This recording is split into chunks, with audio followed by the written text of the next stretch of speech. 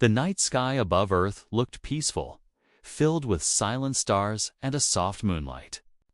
People were sleeping, working, laughing, and living their normal lives. No one knew that far above them, in the cold darkness of space, a dangerous threat was slowly moving closer. For many years, powerful alien empire called the Dravic Dominion had watched Earth from a distance. They studied human history, human wars, and human behavior. Their conclusion was always the same. Humans are weak. Humans are emotional. Humans cannot fight us.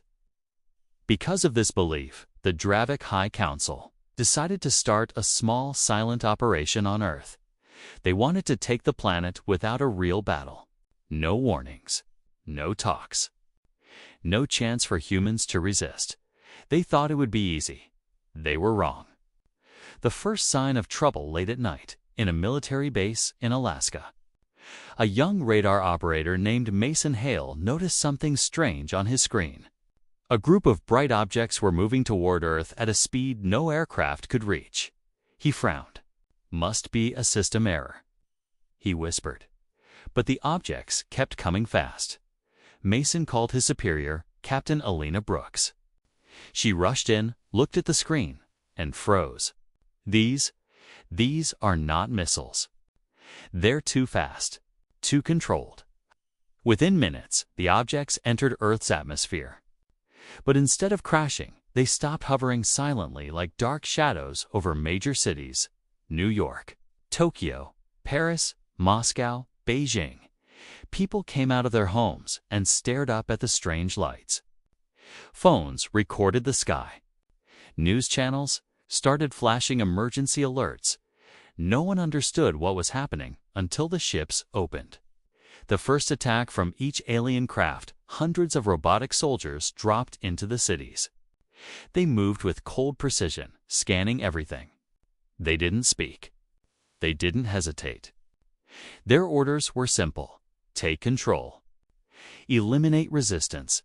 In New York, the first explosion shook the entire city. Buildings trembled, cars flipped, and loud alarms filled the streets. People screamed and ran in every direction. The robots scanned individuals and attacked anyone holding a weapon. In Tokyo, the same chaos began. In Moscow, a military base fell within minutes. In Paris, the Eiffel Tower shook as energy blasts hit its steel frame. The world was under attack, and no one understood who the enemy was. The unexpected war had begun. Humanity fights back in Washington, D.C. World leaders gathered in an emergency meeting. Generals shouted, scientists panicked, and the president tried to understand the situation. Dr. Alicia Trent, a space researcher, stepped forward. These invaders are far stronger than us. Their technology is advanced. Their weapons are unknown, but... She paused. They are not unbeatable. How? A general asked. They don't understand us, she replied. Humans are unpredictable. Humans adapt. Humans fight harder than expected. The generals nodded. Humanity had one advantage: willpower. Worldwide military forces were activated. Tanks rolled into streets. Fighter jets launched into the air. Soldiers prepared for a war no one saw coming. The spark of hope, New York. Something surprising happened. During the alien attack, a group of firefighters, police officers, and normal civilians formed a team to save trapped people. They moved through falling buildings and laser blasts, working together like a trained unit. Aliens scanned them, confused by their bravery. In one moment, a firefighter named Ryan Cole used a broken pipe to hit the weak spot on a robot's back. The robot collapsed instantly. Everyone stared in shock. You can destroy them. Someone shouted. Ryan nodded. We just need to find their weak points. This small victory spread quickly across the internet and radio. Soldiers in other cities started targeting the same weak spots. Robots fell faster. Humans learned quickly. The Dravic commanders were shocked. How are they adapting so fast? One alien officer growled, "These humans are not behaving like our reports." A hidden strength, meanwhile, in Alaska. Mason Hale and Captain Elena Brooks discovered something even more important. Their radar detected a large Dravik command ship hiding behind the moon. "That must be their control center," Mason said. "If we take that down, their whole system might collapse." Elena nodded. "We need a team to reach that ship."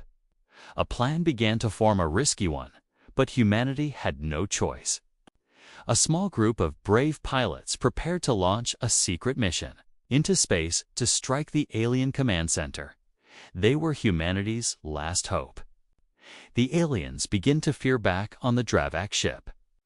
High Commander Velrath watched the battlefield from a large screen. He expected to see humans begging for mercy, but instead, he saw humans fighting back with incredible strength and unity. He saw a city refuse to fall. He saw soldiers defending civilians with their last breath. He saw a firefighter destroy 3 robots with nothing but a metal rod.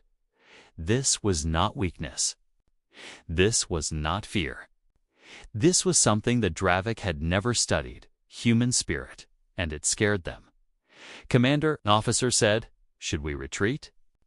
Velrath's voice trembled slightly as he replied, "No, not yet, but prepare for a counterattack.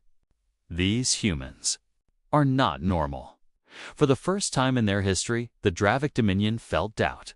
The war was never expected. But the humans were ready. The cities kept burning. Robots kept falling. Soldiers kept fighting. Civilians kept helping each other. Humanity was not broken. A normal day had become a war. A peaceful sky had become a battlefield.